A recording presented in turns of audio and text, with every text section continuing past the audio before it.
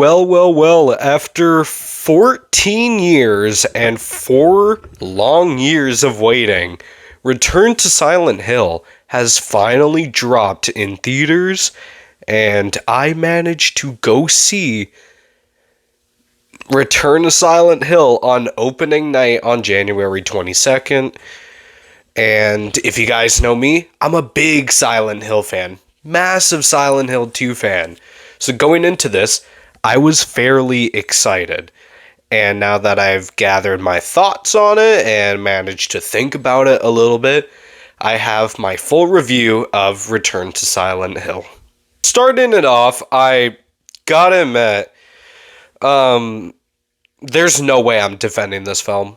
I think that this film is a 6.5 out of 10 at best, which means it's okay slash good. But if I'm being completely honest, there's no way I'm going to be able to defend this film. Like, there's so many bad things about it. I don't even know what to say at this point. Like, there is so many bad moments in this film and bad decisions, and there's so much wrong things they did in this film that, if I'm being honest, as much as it was entertaining and fun to watch, man, I gotta say, these bad scenes were really hard to watch. And when people say this film is completely garbage, they are serious. It's a garbage film, but I somehow fairly like it, and I'm way more generous than I am of other people. Other people just call it straight garbage. I'm being a little bit more generous here, but if I'm being honest, I cannot defend the film whatsoever because there is so many problems, starting off with number one, bringing back the cult from Silent Hill 2006 and Silent Hill Revelation. So basically, throughout the Silent Hill lore in the movies, there's this cult throughout both of the first two films. And in Return to Silent Hill, they bring back the cult by implementing it into Mary's backstory and Mary's family background, which really made me mad. I did not like that whatsoever. I thought that was a very stupid decision. And if I'm being honest, they made Mary's character so much worse in this new film just because of her backstory with the cult. And they said this was supposed to be a standalone film, but obviously they still had to connect it to the Silent Hill franchise. So they were like, yeah, let's bring back the cult. And if I'm being honest, why would you bring back the cult? The cult was a stupid thing in the movies. And yeah, they brought it back and they made it 100 times worse. Like, it honestly sucks badly in the new film. But that's not the only thing wrong about the film. Not just Mary's background and how she's poisoned to death, but how James kills her in the film, which really makes me mad. Because in the film, they make it seem like Mary actually wanted to die. And Mary suffocates her to death just by putting his mouth on her and suffocating her, not using a pillow like in the game. That's not the reason why I hate it, though. I hate it because Mary wants to die. That's what makes me hate it. And in the game, that's not how it is. James kills her because of his sexual desires that Mary cannot provide because she is ill and sick and about to die. And along with that, James couldn't stand her on her bed suffering, and he had to keep coming back and back to visit her, and he was getting visibly annoyed, and he couldn't take it any longer. Along with those sexual desires, that's exactly why he kills Mary in the game. And in the film, Mary just wants to die, so he does it. James doesn't really get a backstory in this film. James is just kind of there looking for his dead wife, that because he got a letter.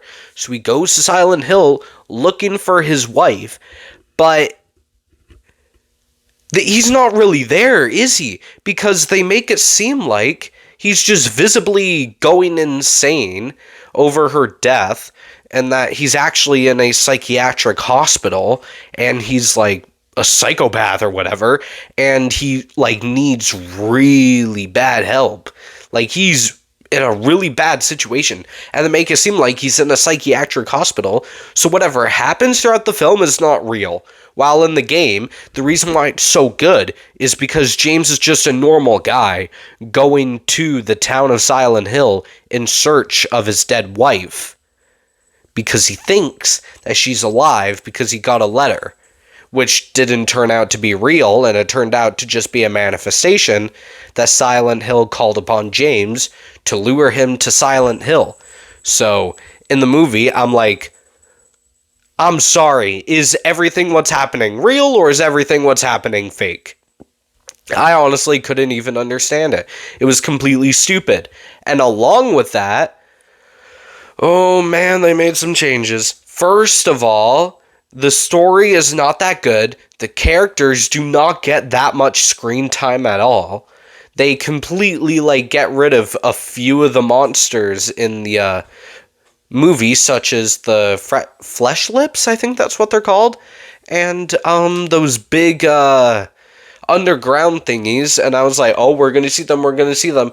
I mean, they did add the cockroaches, which I was like, okay, they did add them, but they added way too much cockroaches for a chase scene, and I was like, okay.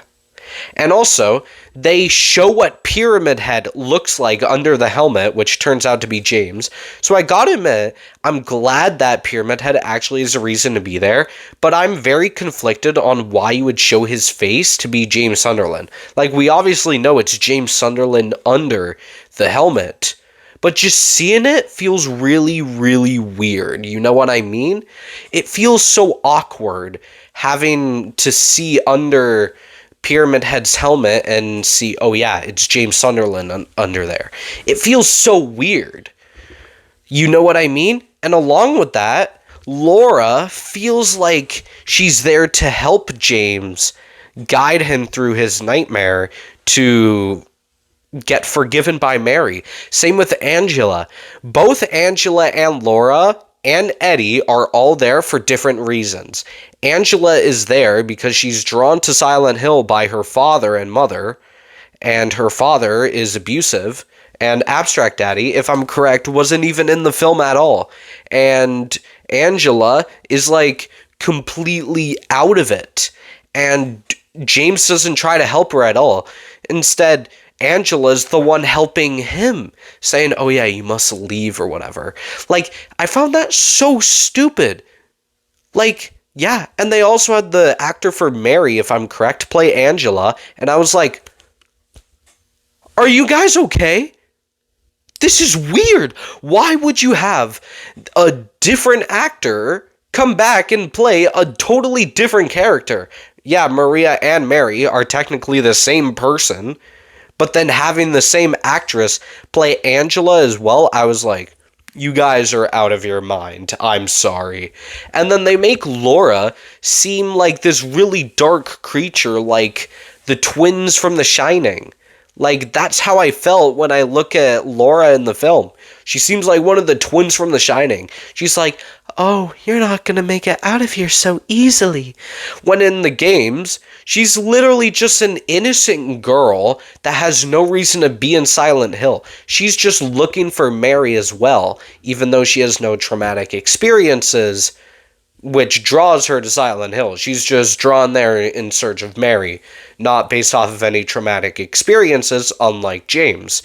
So all of that really confused me. And Eddie, he's in there for 30 seconds, and then he's like, poof, he's gone. I can't believe they did that. And then along with that, they change Mary's name to Mary Laura Angela Crane. What? What? Why would you do that? That's like the stupidest thing ever. Why would you do that? And then they completely changed the nurses to make it look like they're completely made out of like pavement or whatever, which I was like, yeah, I don't know about this one. And then they give one of the most distracting things in the movie. They give James Sunderland a beard. Throughout all of these emotional flashback scenes, I'm just like, God damn. Why does James have a beard? Honestly, that pissed me off so much. I was so mad. I was like, why does he have a beard? This is ridiculous. I don't like this at all. I like honestly that's like one of the most stupid parts of the film in my opinion, having James with a beard. But I gotta admit, those are most of my problems with the film. And those are really bad problems, if I'm being honest. Now, the good parts of the film, however, I gotta admit, were some of the references. Such as when James is coming over to Silent Hill, you see "We Come" on the tunnel, with the L and the E falling off the sign, so it's supposed to say "Welcome," but it says "We Come." So I really liked how they added that. And then they also play Day of Night, Theme of Laura. They play some songs from the original game, which I really appreciate as well. So I liked all of that stuff. And I honestly think Jeremy Irvine did a good job as James Sunderland with what he was given. I feel like Jeremy Irvine is one of the best castings ever for James Sunderland. They executed it poorly. They could have done it so much better.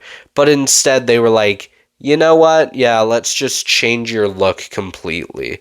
I didn't really support that, if I'm being completely honest. So they made him this punk emo rock star and a drinking addict as well, when in the games, he doesn't like alcohol at all. So having all of that in there kind of pissed me off. But, as I said, the film, in my opinion, is still entertaining to watch, and I had some fun with it throughout. There were some really cool scenes. I did like the ending, and spoiler alert, well, obviously this is a full spoiler, so you guys should know that before coming into my things, because I literally put spoilers on the title.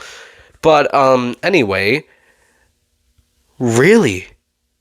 The in-water ending? That was awesome. I gotta love that. But then, yeah, with all of these problems in the film, it's a really bad film, but for some reason, I like it. I don't know why, but I just find it entertaining and I kind of like it. But I do agree with all of these bad reviews. It is not a good film. Yet I still give it like a 6.5 out of 10. Like, it's not bad, but it's not good. It's like okay / good / decent. So, yeah.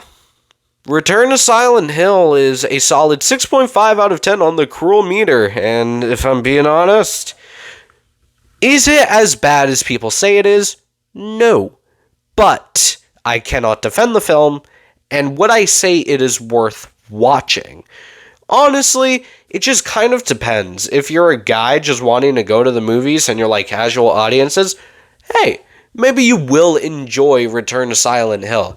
Can I guarantee you will enjoy it? No, absolutely not. But can you enjoy it? Yes. And if you're a Silent Hill fan, just like a fan, you might like it. But if you're a hardcore Silent Hill fan, like me, I'm a hardcore Silent Hill 2 fan specifically, and Silent Hill 3, but would I recommend it? No. I just happen to be one of the few people out there that somehow like the film. But anyways, guys, that was my review on Return to Silent Hill.